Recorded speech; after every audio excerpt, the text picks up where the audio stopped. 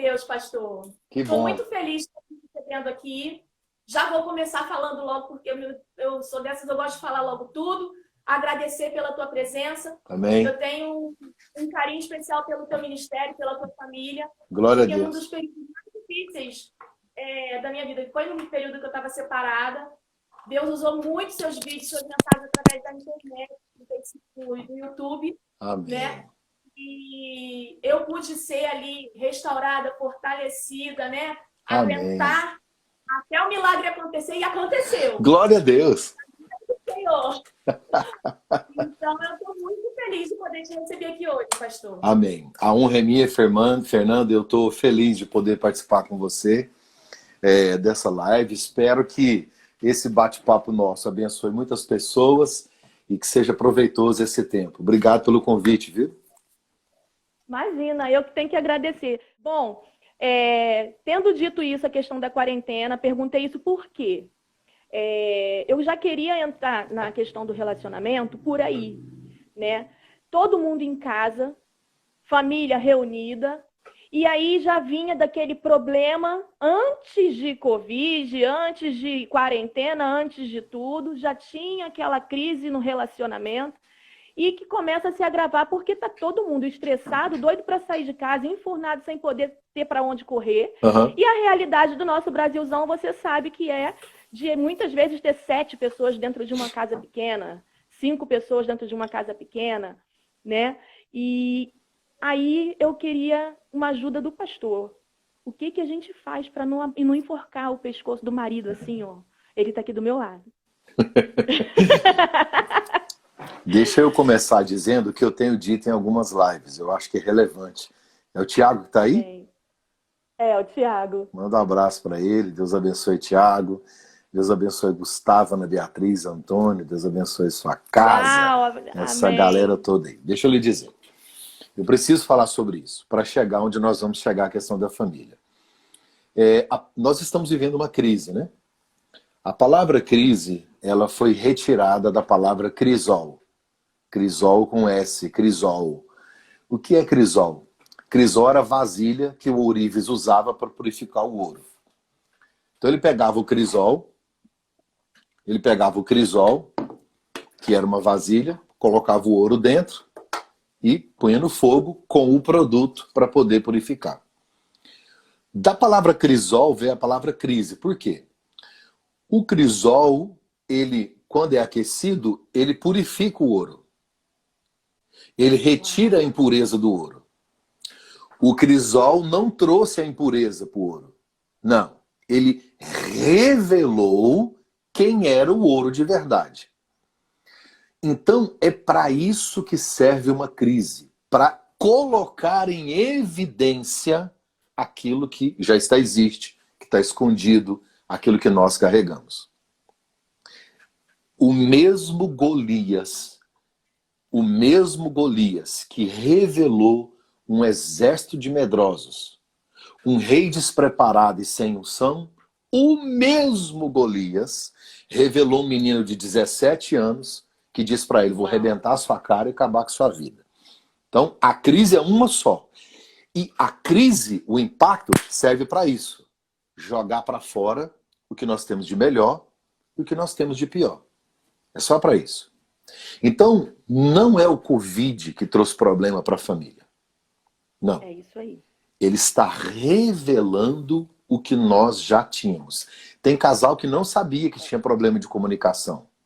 Por quê? Durante o dia, trocava uma ideiazinha rápida no WhatsApp. Sócios de uma família chamada SA. Comprou sal? Comprou isso? Pagou?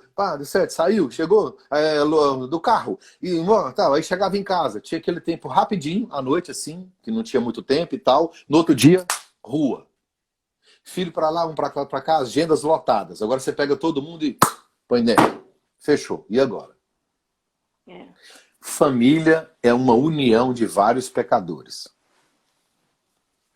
Agora pega todo mundo e põe tudo junto para ter oportunidade de pecar o tempo todo. Então vai dar problema. Então agora, já que a crise revela, o que a crise revelou na sua casa? Você que está nos assistindo. Na minha casa, o que revelou? Revelou uma ausência de comunicação do fulano com o fulano. revelou uma indisposição entre marido e mulher, revelou que precisamos, sabe? É simples, é fazer uma análise. O que que a crise revelou? Onde é que foi detectado o problema? Agora, eu posso decidir crescer, amadurecer ou apodrecer. É uma questão de decisão. Por exemplo, vamos para a parábola de Lucas 15. Jesus conta uma parábola. Está escrito. E Jesus contou-lhes esta parábola. E aí ele fala de 3 histórias, porque as 3 histórias são uma parábola só. A ovelha perdida, a moeda perdida e o filho perdido, que a gente chama de filho pródigo. Tem 3 coisas perdidas. A parábola é uma só que ele divide em 3. Quando ele fala da moeda que perdeu, ele disse assim, nossa, a mulher tinha 10 moedas, perdeu uma. Aí Jesus vai contar na história o que ela fez. Primeira coisa, acendeu a luz. Quando ela acende a luz, a Bíblia diz que ela vai varrer a casa. Por que ela só varre a casa depois que acende a luz? Porque quando a luz chega, ela vê a sujeira. E a gente não varre a sujeira para dentro, a gente varre para fora. Então, a intenção dela é achar a moeda, mas a de Deus é reorganizar a casa. É limpar a casa. Quando ela acendeu a luz que viu a sujeira, o que ela poderia ter pensado? Eu tenho 9 moedas ainda, ninguém está aqui, eu estou sozinha, eu vou esconder a sujeira, faz de conta que não aconteceu nada. Então, é uma questão de decisão. O que ela pensou? Bem, quando a crise chegou, a perda veio, eu descobri que além de perder a moeda, minha casa está suja. Aí, Fernanda, nós temos que decidir. Onde é que tem sujeira? É na relação íntima do casal? Que está um caos. É a comunicação que não tem? Porque você não fica o tempo todo falando com o seu marido. Igual hoje eu fui para a cozinha com a minha esposa. Hoje nós lavamos a casa.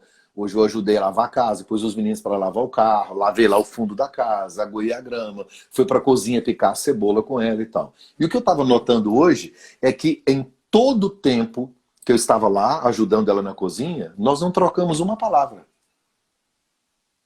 Por quê? Já havíamos conversado bastante. Ela devia estar pensando em alguma coisa, a gente colocou um hino para ouvir, eu pensando em outra coisa e ali. Não é necessariamente que estamos em crise, não, pelo contrário.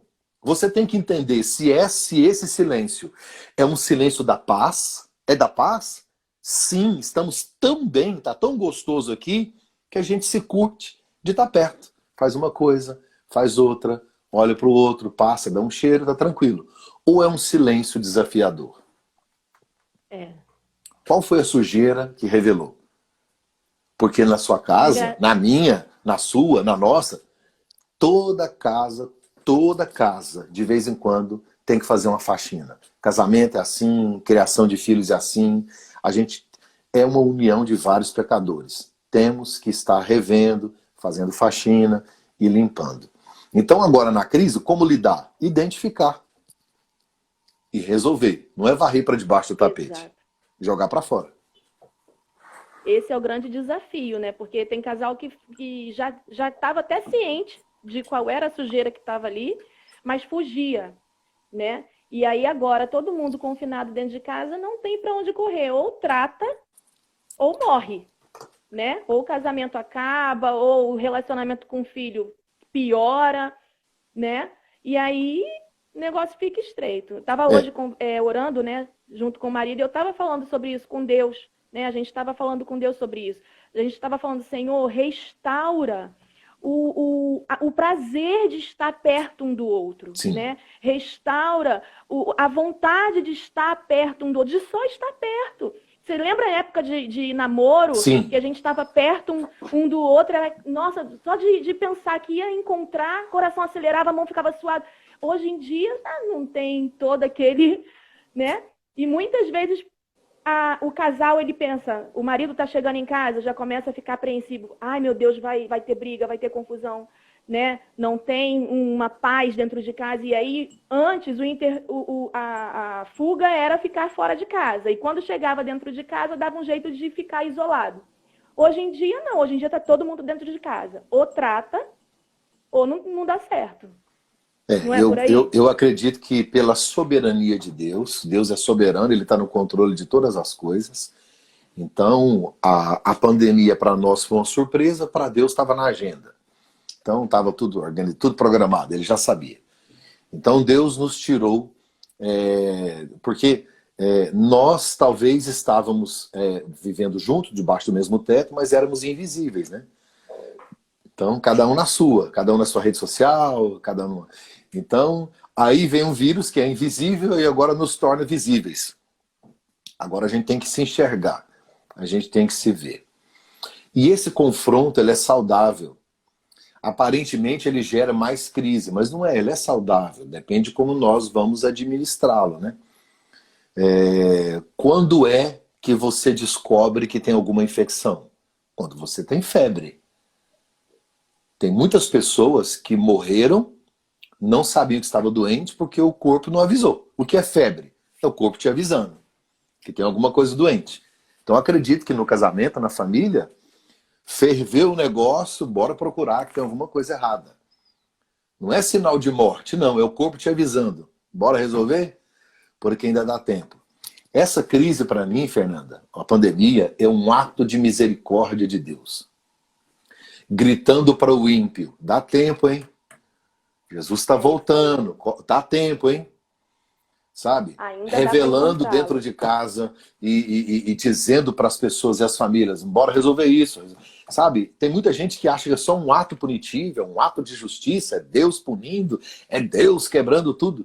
Bem, se ele está punindo, se ele está já a justiça de Deus, aí é uma questão de Deus e eu sei que cada um tem uma interpretação. Agora, que é um ato de misericórdia, é Deus gritando, oh, bora, ó, abre o olho, dá tempo.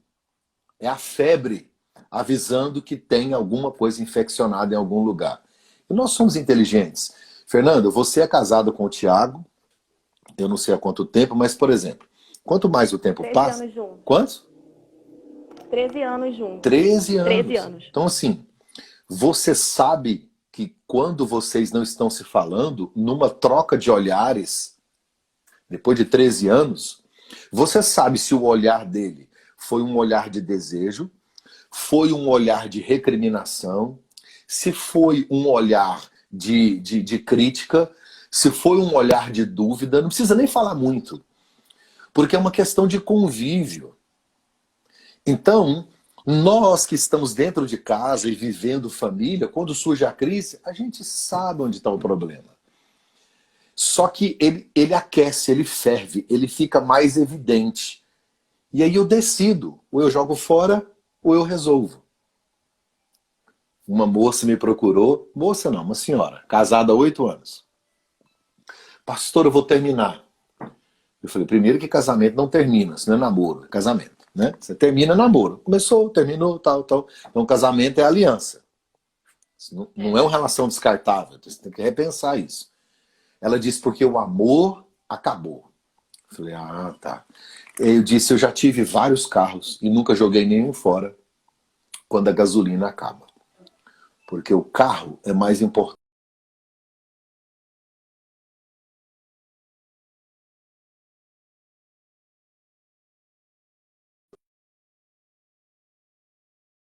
Eu não vou jogar o carro fora. Se eu descobrir nessa crise que a gasolina do carro acabou, eu não vou jogar o carro fora.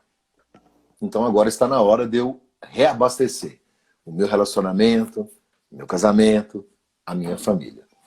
Então, aqui, ó, olha aqui o que a Sandra disse. Aqui meu marido, ela é corajosa.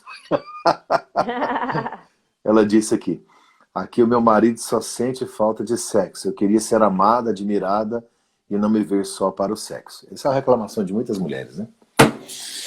Mas vamos lá, continue. Então, nesse período que a gente está identificando, né, quais são as sujeirinhas que a gente tem para tratar, fica o desafio da gente verdadeiramente querer tratar. Aí entra a questão. Teve um pastor que estava aqui, eu já não lembro mais porque passou, está lá em cima a pergunta dele. Ele falou assim, olha, aqui no Brasil, durante o período da quarentena, aumentou, né, quase que o dobro do número de divórcios, né? E também aumentou a questão da violência doméstica, né? Então, eu queria que o pastor falasse um pouco sobre a questão de viver de aparência, né? Porque na igreja, a gente, ou para a sociedade, a gente tem uma postura e muitas vezes a violência doméstica, muitas vezes não, na maioria das vezes, aqui no Brasil, é dentro da casa de crente, é dentro da casa de povo de Deus, Uhum, sabe? É dentro da casa uhum. daquela pessoa que chega na igreja da paz do Senhor, né? E a gente precisa tocar nesse assunto porque realmente está sendo um problema nesse período da quarentena, justamente por não saber lidar com a questão dos conflitos que surgem dentro de casa e ao invés de tratar, a pessoa tenta fugir dele e a coisa só piora. Aqui no Reino Unido, o índice de violência doméstica aumentou 350%. Então já é um problema sério para que a polícia resolva, para que todo mundo resolva. O número de divórcio também, os pedidos de divórcio. Na China, o pedido de divórcio passou do dobro, e isso já é uma realidade no Brasil. E no Brasil também mais de 300%, que cresceu o índice de violência doméstica. O cara sempre quis espancar a esposa, só que ele não tinha condição, porque não tinha tempo para isso. E às vezes ele já até tinha se libertado de algum vício, voltou a beber, está dentro de casa e tal. Então eu vou repetir o que eu disse. O problema não é que o Covid-19 trouxe a crise. Ninguém vivia bem há 10 anos, estava sensacional, vivendo maravilhosamente bem, apaixonado, se amando, um relacionamento saudável, comunicação sadia, relação íntima sadia, estava top. Aí o vírus chegou e falou, nossa, agora nós vamos ter que separar. Porque agora que essa pandemia eu não estou te aguentando, não. Então, é o que eu vou dizer. A crise apenas, ela só evidenciou aquilo que já existia na nossa casa, na nossa família. Nós, como igreja, como cristãos, precisamos fazer o que eu disse naquele outro bloco, com relação a tirar a sujeira, limpar, reorganizar a casa. Por quê?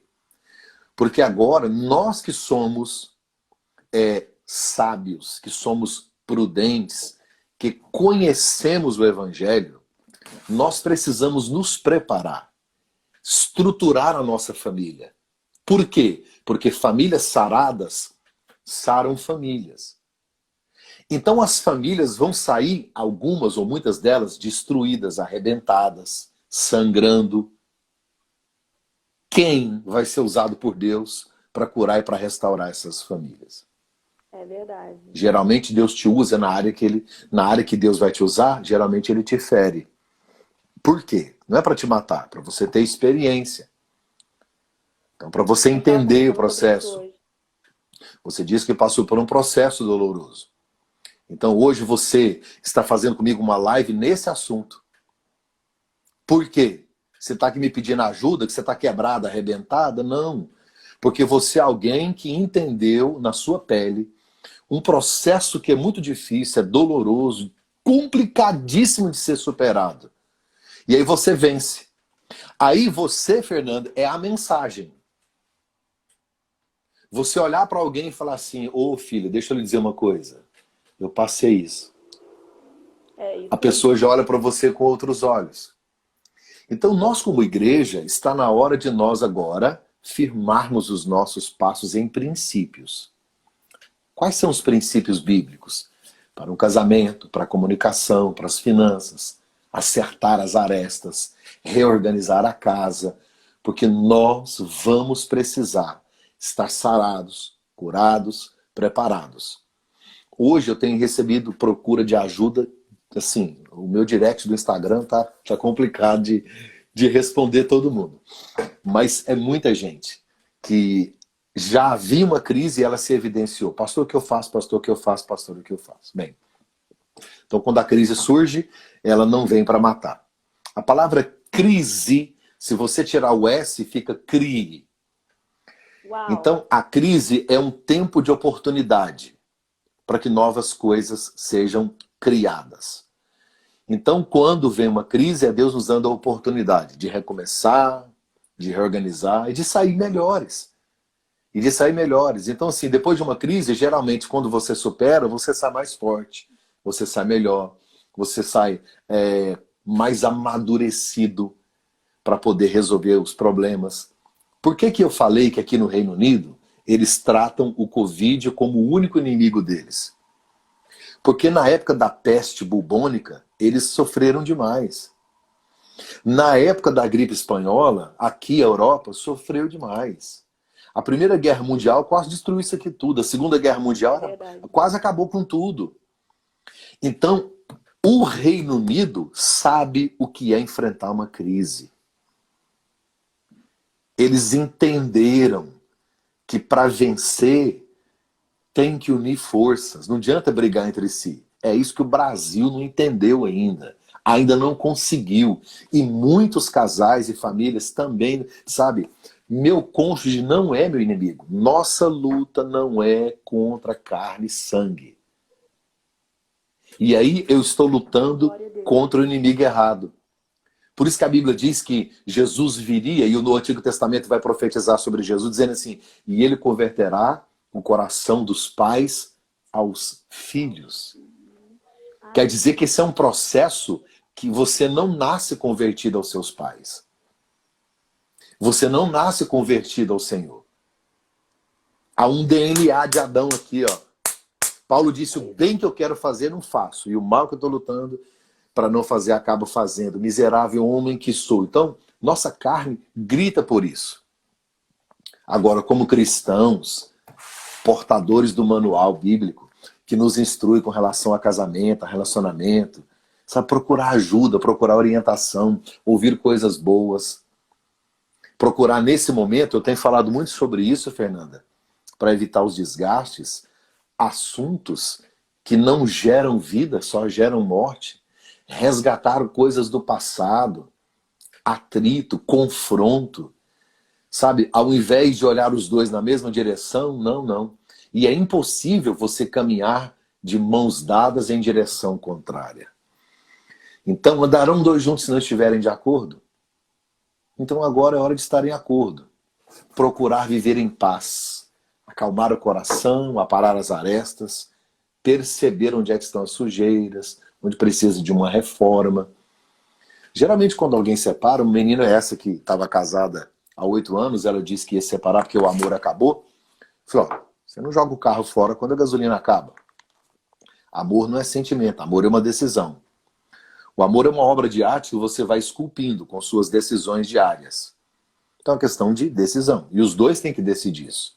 Porque pior do que você estar numa crise é você perceber que ama sozinho.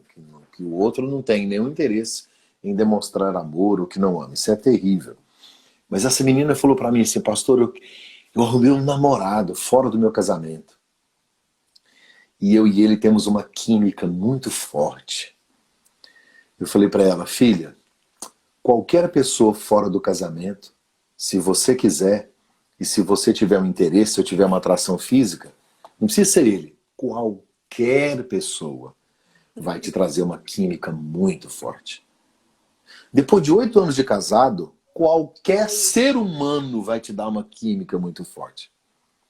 Aí eu falei para ela, só que cristão não vive por química, vive por essência. Não vive por prazer, vive por princípios. Você sabe por que tem muita gente separando, Fernanda? Não porque eu mereço ser feliz. É que casamento não existe para você ser feliz. Quer ser feliz? Deixa eu dar um conselho para essas mais de 100 pessoas. E eu tenho um conselho maravilhoso. Se você fizer isso, você nunca vai passar o que a Fernanda passou. Porque essa jovem senhora sofreu, meu Deus do céu. Para que você quer sofrer? Então é o seguinte, vou dar um conselho para você que quer ser feliz. Vai morar sozinho e compra um cachorro. Ah, você vai ser feliz. Você pega seu cachorro e vai passear quando você quer. O dia que você não quer, você tranca ele. Você pegar seu cachorro, colocar no porta-malas do carro e esquecer ele lá 2 dias, quando você abrir, ele vai celebrar você, te lamber. Nossa, que alegria. Agora pega sua mulher e põe no porta-malas e tranca, que você vai ver a diferença, a bagaceira que vai virar.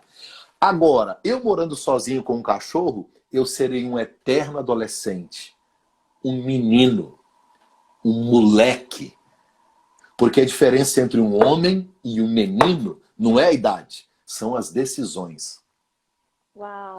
É por isso que Deus diz, case, seja marido de uma mulher e tenha seus filhos. Por quê? Porque um vai afiar o outro, vai confrontar o outro, vai me amadurecer, vai me fazer ser homem, vai fazer a minha esposa ser mulher de verdade. Isso gera respeito, integridade, maturidade, responsabilidade, gera paz ao coração, traz, sabe, um senso de humanidade, de realização, de propósito. É isso que as pessoas precisam entender. Ah, você para, porque eu mereço ser feliz. Eu sei que você merece. Mas o propósito único de Deus para a sua vida não é a felicidade. Deus tem propósitos muito maiores que esse. A felicidade é só a maneira como você caminha. Ela não é um destino. Então, se você trocar de marido, você não vai ser feliz porque você trocou. Você não vai ser feliz porque você conseguiu um emprego novo. Não, não. A felicidade não é um destino. É como você caminha. Porque se a felicidade fosse um destino, rico não suicidava. Atriz e atores, gente que tem milhões de seguidores não teriam depressão. Porque eles conseguiram. Só que o problema não é chegar lá, é como você está caminhando. Tem muita gente alcançando o sucesso, mas fora da vontade de Deus. E o pior fracasso é você fazer sucesso onde Deus não te colocou. Então, se você estiver vivendo o propósito de Deus e tal, alguém disse assim, ó, eu moro sozinho, pastor, e eu não tenho cachorro e eu sou feliz. Não, tá certo. Na verdade, muitas pessoas, a Bíblia diz que, como o apóstolo Paulo disse, se você, sabe, era melhor você, fique igual eu consigo, fique sozinho, fique bem. Porque uma coisa que as pessoas têm que entender, Fernanda, a palavra solteiro significa literalmente, lá no original, inteiro. Daí vem integridade, inteiro. Ah, eu vou encontrar minha cara metade. Não, você não vai encontrar. Não existe. Porque se você não é inteiro, você vai roubar pedaços do outro. Então você tem que ser inteiro. Presta atenção, olha Gênesis, o tanto que é lindo. A Bíblia diz que Deus fez o jardim, depois Adão. Deus fez o jardim, depois Deus fez Adão. Primeiro Deus criou o propósito. Primeiro Deus criou algo para que Adão fizesse. Depois Deus criou Adão. O propósito precede a criação. Uau! Ele não precisou de Eva para descobrir qual era o propósito dele. Não, ele já tinha um propósito. E Adão sozinho era feliz, sim. Não tinha pecado, não tinha erro, não tinha nada. Ele era feliz sozinho, ele tinha um propósito. Só que por que Deus cria Eva? Porque o melhor dos jardins ele só faz sentido quando é compartilhado. Então Deus percebeu que para que ele amadurecesse, que ele crescesse, que ele desenvolvesse. Porque quando Deus traz Eva, Deus não soma, Deus multiplica. As coisas exponencialmente se transformam. Então, é maravilhoso você perceber isso. Então, se você está me assistindo e é solteiro e é feliz, então você descobriu o seu propósito. Agora, se você tiver alguém, porque Deus não une pessoas, Deus une propósitos. O seu propósito será multiplicado. Então, se você quer frutificar mais, encontre alguém que tenha propósito, que é feliz, que é bem-sucedido, que é abençoado, que já entendeu, sabe? Que a mente já entendeu o que Deus quer. Agora, junte dois propósitos. Isso é uma bomba atômica. Verdade. Tem muita gente se esperando se complementar no outro, esperando do outro. E quando eu casar, eu vou ser feliz. Quando eu formar, eu vou ser feliz. Isso é uma utopia. Então, a felicidade não está no seu destino. Você tem que descobrir ela agora, no caminho, enquanto você anda, enquanto você caminha. E Jesus pode te dar isso, você solteiro, casado, do jeito que você tiver. Ele pode... Alguém falou que Adão não tinha sogra, né, pastor? Não, não tinha sogra, não. Talvez seja um dos motivos da felicidade dele, né? Bom, o que eu vejo, assim, pastor, pelo menos que eu acho na minha humilde e pequena opinião, pode falar. É que, assim, a gente tem um medo muito grande de enfrentar as nossas próprias limitações. A gente foge disso, né? Sim. E aí, o que acontece? eu percebo que eu tenho aquela necessidade. Por exemplo, eu sempre sonhei em ter uma família completa, porque eu fui criada só com uma mãe solteira, depois de 15 anos que nasceu meu irmão. Então, a nossa família aqui no Rio, eram só nós três, entendeu? Então, eu sempre sonhei em ter a minha família, uma família completa, que comia na mesa, todo mundo junto, sabe? Aquela coisa de comercial Doriana, bem antigo. Então, eu sempre sonhei em ter. Então, eu sabia que aquilo ali fazia parte do propósito de Deus para mim, porque Deus já tinha falado isso comigo. Então, quando veio eu consegui a minha família, tudo bonitinho, ok? Veio a crise no casamento e a gente se separou, foi exatamente isso que eu botei em xeque. Eu falei, Senhor, eu sonhei com isso, eu não vou abrir mão disso. E o que falta hoje em dia é as pessoas verdadeiramente lutarem por aquilo que muitas vezes Deus já mostrou, Deus já falou. Ela sabe que lá no fundo tem aquela necessidade, aquela carência de cumprir o seu propósito nesse tempo, mas foge, sabe? Tem medo de encarar os desafios, tem medo das retaliações, porque a gente sofre retaliação. Sim. Não tem ideia, só para a gente fazer essa live hoje, de tanta coisa que aconteceu. Então, é justamente essa falta de ousadia que o crente está vivendo hoje. É isso aí. Sabe, que o cristão está vivendo hoje. E Jesus, ele não nos chamou para ser covarde. A gente precisa lutar pelo nosso casamento, a gente precisa lutar pela nossa família, sabe? Não pode fugir dos nossos desafios, dos nossos processos. Tem que passar por eles. Se tiver que passar, passe. Porque vai vencer. Tem propósito. O propósito, ele é maior do que o processo. Não é assim? Sim. O propósito, ele é muito maior do que o processo. Isso aí. Né? E uma coisa que eu estava lembrando, uma das mensagens que eu assisti sua, nesse período que eu estava separada, você falava muito isso, que amor que o perdão é igual amor. Não é um sentimento, é uma decisão. É uma decisão. Então, se o casamento já chegou no momento de crise, a gente precisa rever a questão do amor e a questão do perdão. Porque sem essas coisas alinhadas, a gente não consegue prosseguir. Pastor, a gente tem 10 minutinhos. Fale um pouquinho sobre essa questão do amor e do perdão, que eu acho muito importante para a gente finalizar. Por favor. Vamos falar sobre o perdão? O perdão não é um sentimento, é uma questão de decisão. Eu disse que família é a união de vários pecadores, mas vamos para o casal. O que é casal? Né? O que é um casamento? União de dois pecadores. Dois pecadores. Nós não estamos na prática do pecado, não é isso que eu estou dizendo, mas nós cometemos erros todos os dias. Todos os dias. Toda hora nós estamos errando. Qual foi a solução que Deus encontrou para o pecado? Deus olha do céu para a humanidade, está todo mundo em pecado. Aí Deus olha e diz assim, só há uma maneira de resolver esse problema. Um sacrifício que gere perdão. Aí ele manda o filho dele, mata o próprio filho. Porque Deus olha para a humanidade e diz, se eles não vão mudar, se eles são pecadores, então faz assim, eu mato todos eles. Vou me divorciar deles. Vou expulsar eles da minha vida. Não, Deus faz o contrário. Já que eles não conseguem, então eu vou fazer a minha parte, que é liberando o perdão. Nenhum relacionamento sobrevive sem perdão, nem o de Deus conosco. Então, relacionamento entre filhos, principalmente entre marido e mulher. Às vezes as pessoas têm dificuldade por causa da reincidência. Porque tem gente que não tem caráter.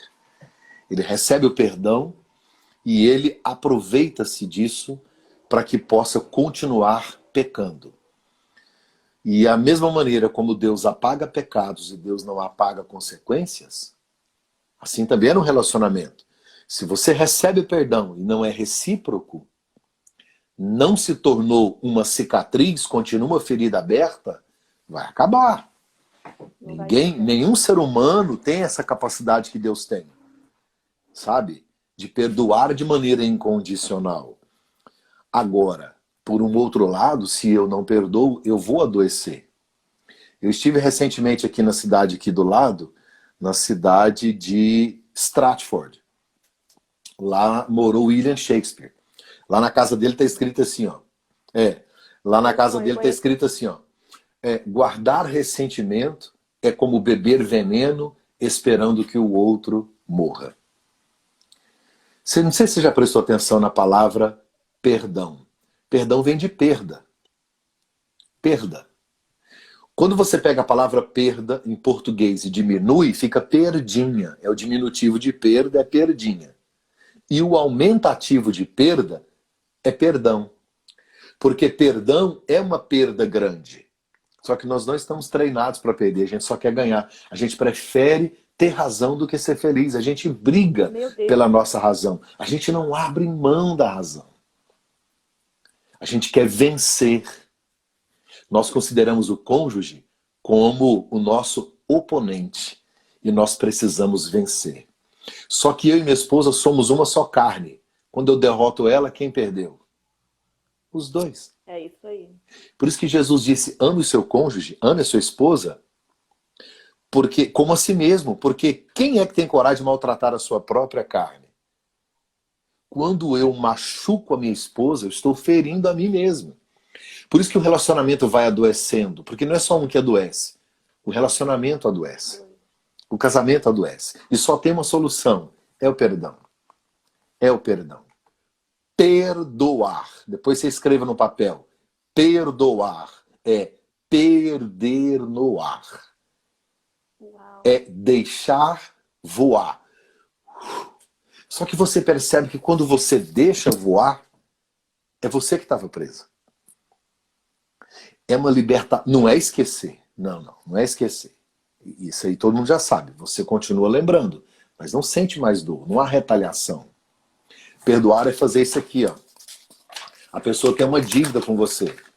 Acho lindo, o apóstolo Paulo diz assim que lá na cruz, Deus pegou a dívida que estava contra nós e cravou lá na cruz. Tá aqui. Quando Satanás olha, eu tenho uma dívida, desde Adão, só que ela está cravada na cruz. Deus olha para mim, ele vê a dívida, mas ela está na cruz. Não há punição. O que é um perdão no casamento? É rasgar a promissória para eliminar as cobranças. Uau! Rasgar a promissória para eliminar as cobranças. Eu acho extraordinária a parábola do filho pródigo, porque o menino volta para casa e o menino diz assim, pai, eu não mereço ser filho. Eu errei demais, pai. Mereço ser filho, não. Eu quero ser só escravo. A palavra servo lá é doulos, é o escravo, da orelha furada.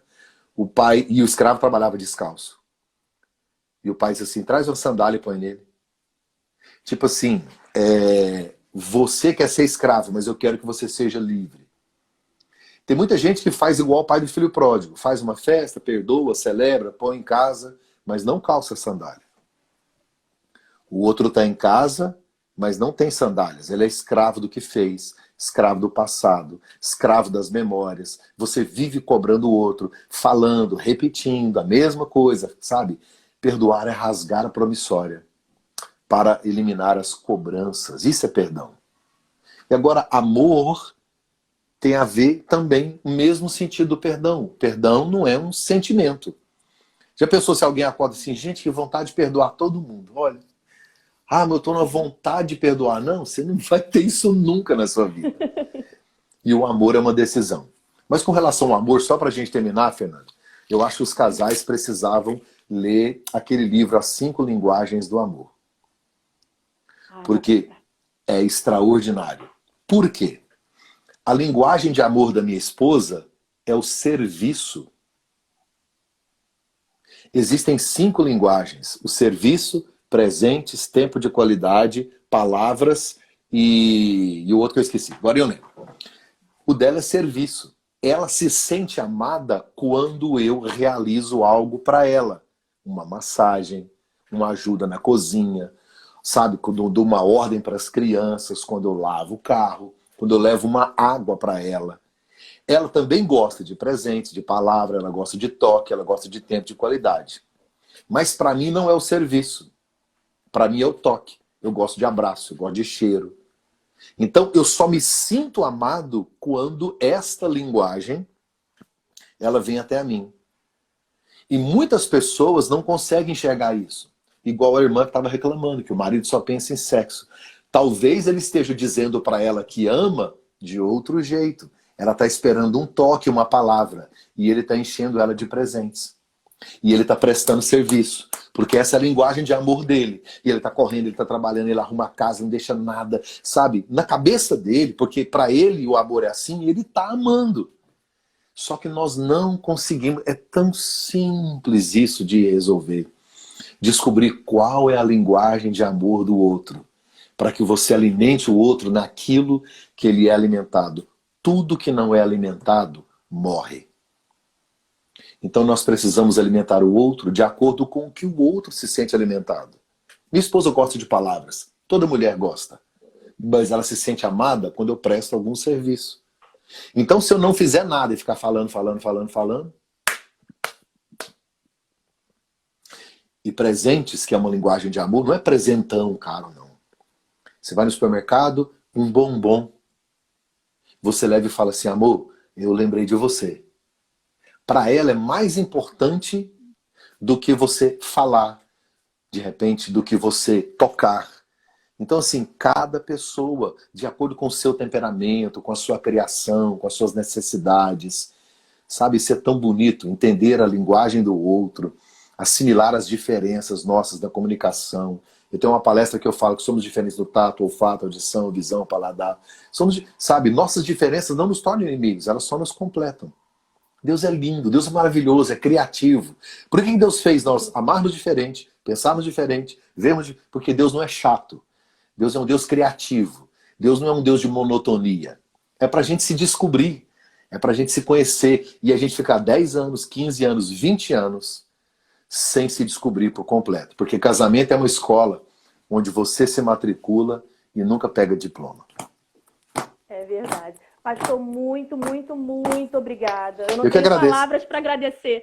Tanto conhecimento, tanta coisa que... E olha, vou pegar depois, eu vou assistir de novo só para anotar tudo. Tá bom. Foi O uma pessoal tá bênção, falando aqui, viu? ó, deixa a live salva. Vai ficar salva sim no IGTV, tá? Vai ficar salva sim para assistir tudo na íntegra. Deus te abençoe, muito obrigada. E ó, fica a dica, pastor foi bem direto aqui. Aproveita esse período, porque essa crise, essa loucura toda, para solucionar os seus problemas. Vamos cuidar da nossa família, cuidar dos nossos filhos, do nosso marido, nossa esposa.